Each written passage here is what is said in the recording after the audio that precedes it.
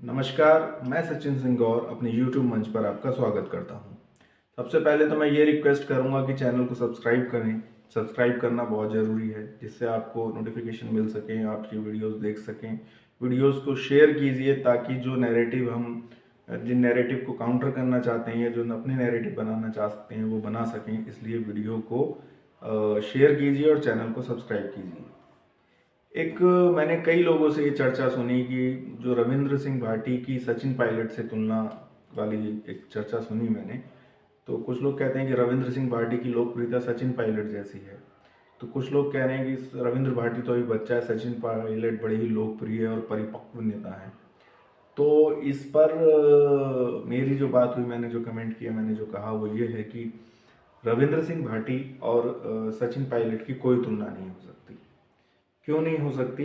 क्योंकि सचिन पायलट एक राजेश पायलट के एक परिपक्व नेता के, स्थापित नेता के, बड़े राजनेता के, पूर्व केंद्रीय मंत्री के पुत्र हैं। एक संपन्न समृद्ध परिवार से आते हैं, जबकि रविंद्र सिंह भाटी एक आम निम्न मध्यम वर्गीय राजस्थान के सुदूर गांव में रहने वाले एक परिवार से आते हैं। उनके पिता एक साधारण शिक्षक थे, जबकि सचिन पायलट के पिता राजेश पायलट थे। सचिन पायलट को 26 साल की उम्र में ही एमपी बन गए, क्योंकि उनको अपने पिता की विरासत मिली। और फिर कुछ साल बाद वो केंद्रीय मंत्री बन गए, उसके बाद उप मुख्यमंत्री बन गए। तो वो ये सब इसलिए बन सके क्योंकि उनको अपने पिता की विरासत मिली। अगर जैसे अखिलेश यादव को मुलायम सिंह की विरासत मिल गई तो वो सीएम बन गए। तेजस्वी यादव आज उप मुख्यमंत्री हैं तो अपने पिता के कारण हैं।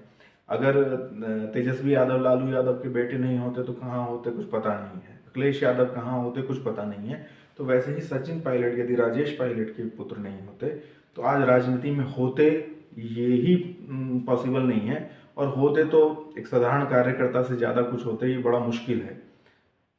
जबकि रविंद्र सिंह भाटी जो है, रविंद्र सिंह भाटी की कोई राजनीतिक पृष्ठभूमि नहीं है, उनके पिता की कोई विरासत नहीं है। उन्होंने जो भी अचीव किया है अपने दम पर अचीव किया है।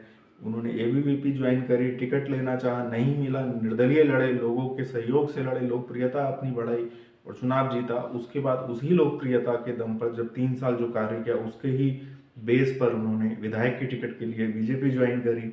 वहाँ नहीं मिली तो निर्दलीय लड़े, और निर्दलीय ऐसा चुनाव लड़ा है कि पूरे देश में बात उठ रही है।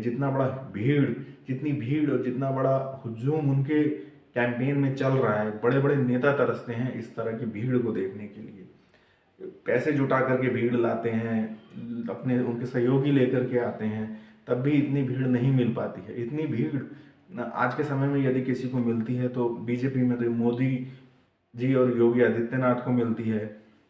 इसके अलावा अखिलेश यादव हैं, हाँ सचिन पायलट को भी मिलती है, इसमें कोई दो राय नहीं है। और मैं सचिन पायलट को कम करके नहीं आंक रहा हूँ, लेकिन जब रविंद्र सिंह भाटी और उनकी तुलना होगी, उनकी पारिवारिक पृष्ठभूमि देखी जाएगी, बैकग्राउंड देखी जाएगी, विरासत देखी जाएगी, तब उसमें रविंद्र सिंह भाटी ज़्यादा सेल्फ मेड मैन है और सचिन पायलट ऐसा नहीं है।